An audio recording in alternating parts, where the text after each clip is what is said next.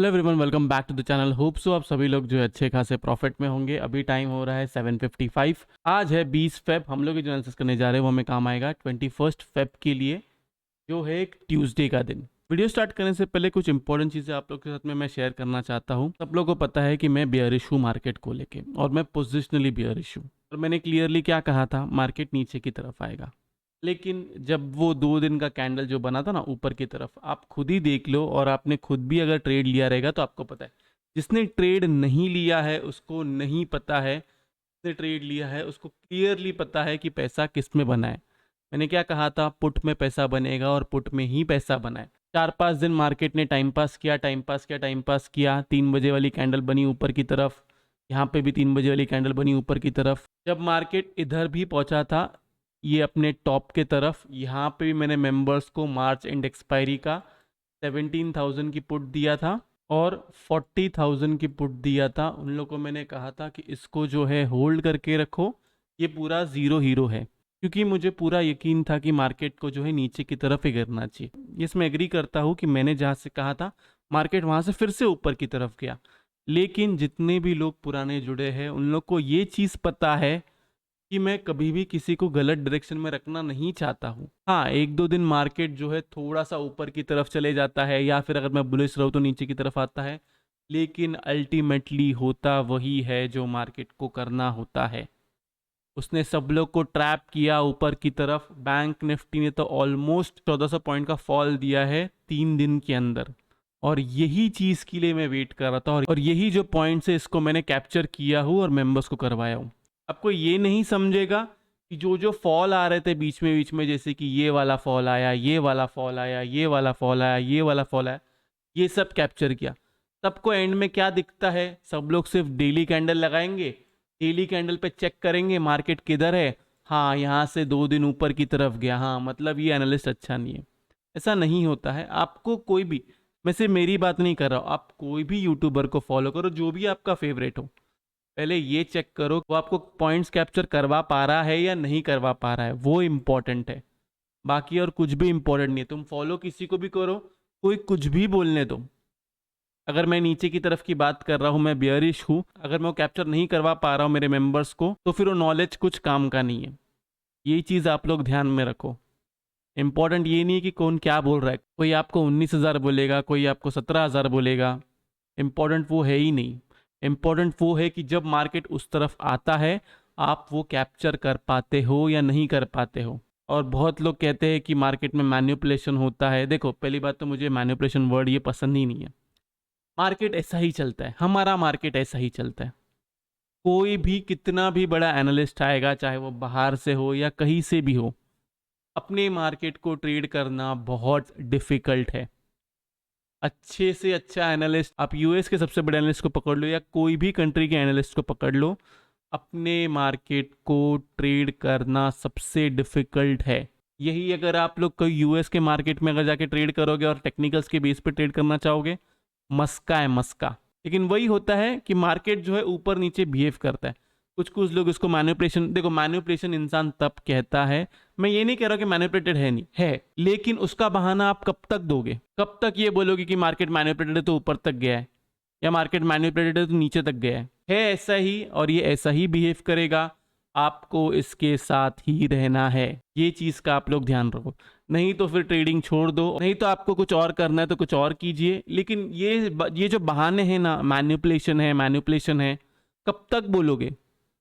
नीचे से ऊपर की तरफ जाएगा तब आप कहोगे मैनिपुलेटेड है, ऊपर से नीचे की तरफ आएगा तब आप कहोगे मैनिपुलेटेड है। अगर मार्केट आपके हिसाब से नहीं चल रहा है तो मार्केट मैनिपुलेटेड है नहीं, आपको समझ में नहीं आ रहा है।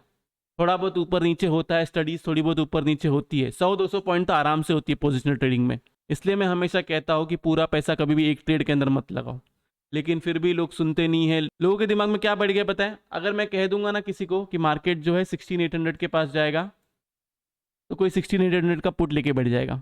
नहीं तो किसी को अगर मैंने ये कह दिया कि यहाँ से सेल करना चाहिए, समझो मार्केट अभी है 17,850 पे, तो वो 17,800 की पी ले लेगा और यहाँ पे पूरा पैसा डाल देगा।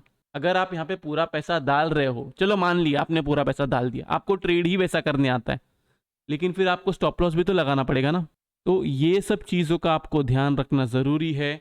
आपको बहुत इम्पॉर्टेंट है कि आप अपना कैपिटल डिप्लॉयमेंट कैसा करते हो। मैंने आज आप लोग को रूल्स बताया हुआ है टेलीग्राम पे, एक बार अगर आपने चेक नहीं किया है तो प्लीज़ टेलीग्राम चैनल ज्वाइन कीजिए, पे चेक करो।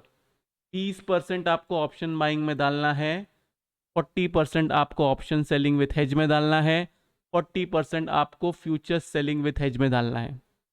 ऐसा बाइफर्केशन रखो और मैक्सिमम से मैक्सिमम अपना एक्सपोजर, मतलब आप मैक्सिमम जो कैपिटल होता है वो 40% से ज़्यादा यूज़ नहीं करोगे।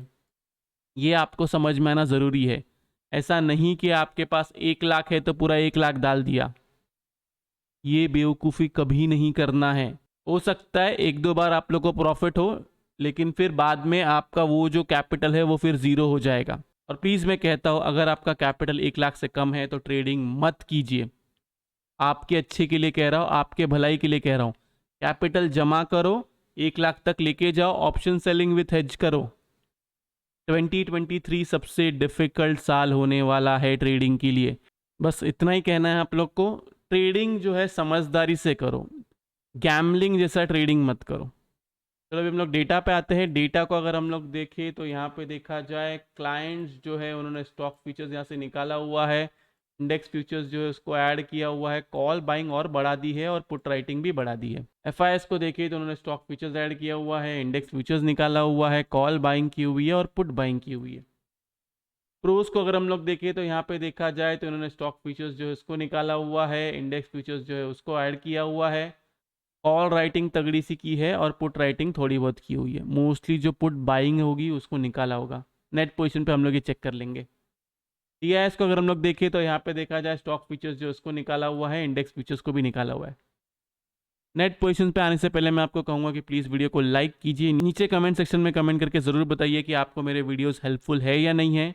उसके साथ साथ अगर आपको लाइव मार्केट में अगर आपको कॉल्स चाहिए निफ्टी, बैंक निफ्टी और स्टॉक्स के positionally, option buying, option selling और फ्यूचर्स हेज, तो आप जो है मेंबरशिप ज्वाइन कर सकते हैं। लिंक जो है वो डिस्क्रिप्शन में है। मेंबरशिप ज्वाइन करने से पहले मैं क्लियर कर देता हूँ, मैं आपको कोई फेक ड्रीम्स नहीं बेचना चाहता हूँ। मेरा चैनल ज्वाइन करके आपका कैपिटल डबल नहीं होगा, लेकिन मैं आपको सिखा सकता हूँ कि आपको ट्रेड कैसे करना है। अगर आपने मेरे हिसाब से जो मेरे रूल्स है उसको फॉलो किया तो मैं इस चीज़ का आपको वादा कर सकता हूँ कि आप ओवरऑल प्रॉफिटेबल रहोगे।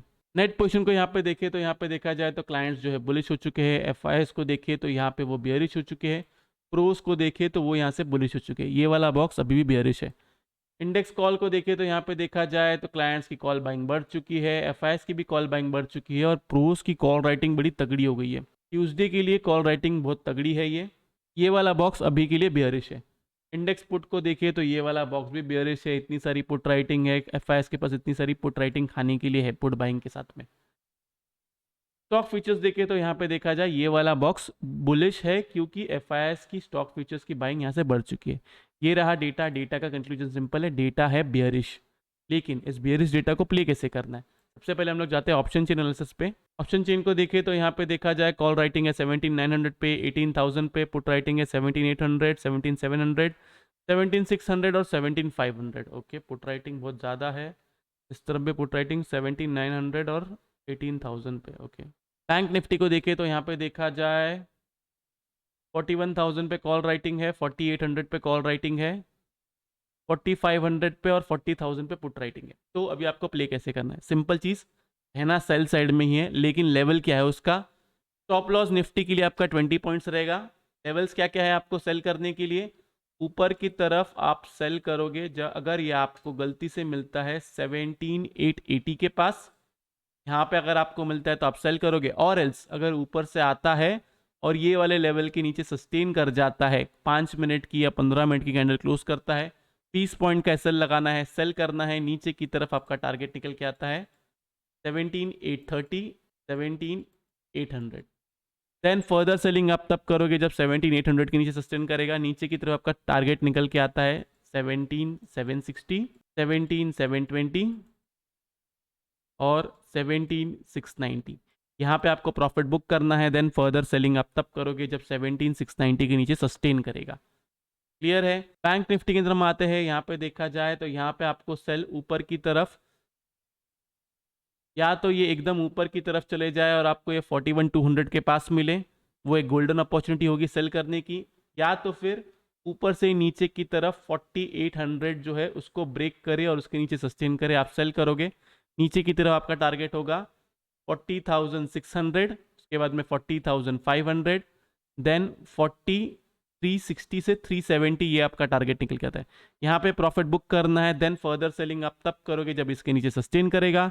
नीचे की तरफ आपका टारगेट है 4300, 4160 और 40,020। यहाँ पे पूरी तरीके से प्रॉफिट बुकिंग कर। इंपॉर्टेंट चीज ध्यान रखो, बैंक निफ्टी हो गया है ओवरसोल्ड, और ये बहुत सारे एनालिस्ट ने आप लोग को बता दिया होगा। आपको ध्यान ये रखना है कि कल की ओपनिंग क्या है। जस्ट इन केस अगर फ्लैट ओपनिंग हो जाती है, थोड़ा सा गैप अप हो जाता है, तो फिर जैसे ही इस लेवल्स के नीचे आएगा आपको सेल साइड में ही जाना है। Just in case gap down ही हो जाता है, तो जब तक सपोर्ट ब्रेक ना करे तब तक सेल नहीं करोगे, और सेल भी करोगे तो आप अपना स्टॉप लॉस फटाफट ट्रेल करोगे, क्योंकि ओवरसोल्ड मार्केट में रिवर्सल बहुत फास्ट आएगा। ओवरसोल्ड मार्केट से अगर मार्केट ऊपर की तरफ जाता है, जाने दो, कुछ मत करो। वापस फिर आपको कैसे करना है, जस्ट इन केस समझो मार्केट 40,500 तक आ गया, या ऐसे करके 40,500 तक आया, देन यहाँ से ऊपर की तरफ गया, ऐसे करके ऊपर की तरफ समझो गया, तो आपको फिर वो सपोर्ट मार्क करना है कि इस सपोर्ट के नीचे आएगा तो ही मैं सेल करूंगा, नहीं तो मैं सेल नहीं करूंगा। जितना भी आपको ये डेटा दिख रहा है, ये जो बियरिशनेस है ना, ये वाली स्पेशली ये वाली, ये सब है मार्च एंड एक्सपायरी की। अब ये जो बना हुआ है ना, ये सेम एक्सपायरी के है, लेकिन अगर शॉर्ट कवरिंग आ गई, प्रोज जो है वो निकलना चालू कर दिए, तब आप क्या करोगे। ये भी जो मोस्टली ये जो बना हुआ है 50 से 60% जो है ये सेम एक्सपायरी की है। तो लेवल्स के हिसाब से ट्रेड लो, जैसा समझाया है वैसा ट्रेड लो। मेंबर्स, एक इंपॉर्टेंट चीज़, मैं आज वीडियो बनाने वाला था वीकली के लिए, लेकिन मैं और 1-2 दिन रुकना चाहूँगा और मैं देखना चाहूँगा मार्केट का प्राइस एक्शन क्या है।